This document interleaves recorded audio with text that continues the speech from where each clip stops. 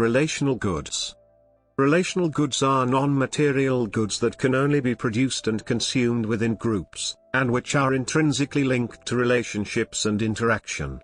Popular examples include the enjoyment of a football game in a stadium, where the collective enjoyment of the game adds a relational good in terms of excitement and enjoyment to all in the stadium. This constitutes an experience that cannot be had when watching alone. Other examples include group charity work, friendship or reciprocal love. Relational goods can be necessary for the optimization of an activity like the football game example. On the other hand, like Nussbaum suggest, a relational good may be the relationship in itself, with the good being dependent on the existence of the relationship. Friendships is an example of a relationship in which the value that come from the relationship are tied up in the existence and maintenance of the relationship. The essential point tends to consider relational goods as goods that are produced and consumed simultaneously by those interacting in the relationship. Background. Adam Smith, in his 1759 work The Theory of Moral Sentiments, first outlined the idea of non-instrumental relational positives. The 18th century Italian tradition of civil economy put the concept of the inner relational nature of the person at the core of the economic science. The idea was largely abandoned until the 1970s by the mainstream, although we can find intuitions in Mill, Marshall, the Austrian school, Keynes, Hirschman, when the discussion of happiness again came to light with the first analysis of the Easterlin paradox. A solid concept of relational goods was built in the following years in an attempt to reconcile this paradox, and to answer the issue of why voter turnout is higher than rational choice theory suggests. Thus relational goods as an economic concept became more researched in the late 1980s when economists Benedetto Gui wrote From Transactions to Encounters, The Joint Generation of Relational Goods and Conventional Values, 1987, and Carol Alleyne penned Relational Goods and Participation, Incorporating Sociality into a Theory of Rational Action, 1989. They aimed to change the way economists think of relationships, and viewed them as non-instrumental goods that have value within themselves. This idea was adopted from other fields that understood human interaction as a fundamental part of human life, with social deprivation being incredibly harmful to human well-being. Economists adopted these concepts, and began to involve relational analysis to study what creates happiness for individuals. It is important to understand that while commodities may be exchanged or consumed during an encounter, it is the utility that comes from the encounter specifically, rather than the utility of the goods consumed, that is considered a relational good. A shopkeeper may sell a good to a customer, but the relational good in that instance is the interaction, the potential enjoyment, sharing and emotional connection that is swapped which is relevant. Due to the highly intangible nature of this connection, relational goods and their value is difficult to measure, and thus study. Many studies instead measure social interactions, volunteering, clubs, church events, parties and gatherings etc., against self-proclaimed levels of happiness, thus identifying some impacts of socialization. What is infinitely clearer is that deprivation of human interaction can have drastic negative effects physiologically, which aids the hypothesis that relational goods at the very least have health-related utility. Theories on relational goods can have many policy implications for governments. Policies that increase gross domestic product while negatively affecting an individual's ability to consume and produce relational goods, may have negative long-term impacts on society as a whole. The production of relational goods. In mainstream economics, the production of commodities employs manufactured capital, tools and implements, natural capital, human capital, and financial capital. All of these contribute to the creation of a good or service valued for its mostly observable physical properties. In contrast, relational goods are produced in sympathetic, empathetic, trusting, and high regard relationships referred to here and by others as social capital. Social capital rich exchange partners exchange what Robison and Flora, 2003, refer to as intangible socio-emotional goods, SEGs, which are capable of satisfying socio-emotional needs. When segs become embedded in or associated with commodities and other objects, they create an attachment value for the object in addition to its value connected to its physical properties. The result of embedding objects with segs is the creation of a relational good referred to as an attachment value good, average, that may be tangible or intangible.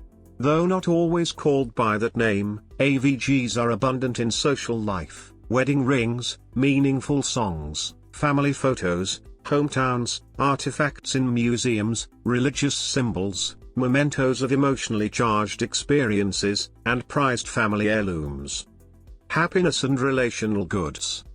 In their 2009 paper Income, Relational Goods and Happiness, Becchetti, Londono Bedoya and Travato were able to study 100,000 people from 82 countries and concluded that increased consumption of relational goods is strongly linked to happiness. They were also able to reflect on the fellow feelings theory, which stated that relational goods increase in their ability to generate happiness with. This hypothesis suggests that closer, warmer relationships garner more happiness than colder relationships. They were able to see that time spent with close friends or fellow religious congregation members more strongly increased a person's happiness than did spending time with colleagues outside of working hours. This strengthens the view that time and depth of experience has an impact of the value of a relational good. Relational good happiness income connection. The question of whether income generate happiness is one that has plagued economists since Richard S. Turlin, 1974, published research that showed that increased income didn't generate the same proportional increase in wealth. As Turlin theorized that crowding out concept, where pursuit of increased wealth has a negative effect on non-material goods like maintaining relationships. Becchetti, Londono Bedoya and Travato found in 2009 that at the highest income levels, time for relationship is negatively affected. However, they also found that this effect is reversed in other income groups as raised income levels increases the amount of free time available to dedicate to relationships. Meanwhile, others, like economist Justin Wolfers, dispute this and place a much higher importance on money and financial security. Whereas Turlin found that happiness didn't necessarily correlate to money, Wolfers found in a study of 155 countries that richer countries and people are also generally happier. On this issue, Becchetti, Piloni, Rossetti, 2007, discovered that relative income is also a relevant factor. They found that an increase in income of a member of social group relative to your own income can actually have a negative effect on happiness. Regardless of the dispute on how important money is, what is less in dispute is that money is not the only factor. Traditionally, happiness, a notoriously difficult concept to measure, is defined economically as utility and is expressed as an extension of choice, I.T. The more choices available, the more happiness you can / attain. The study of relational goods suggests that happiness can be correlated to the consumption of relational goods. Relational goods and television. The average American watches about 5 hours of TV per day. In their paper Watching Alone, Relational Goods, Television and Happiness, 2008, Bruni and Stanker were able to show that increased television watching time reduces consumption of relational goods as individuals use television as a substitute for relationships, thus crowding out relationships.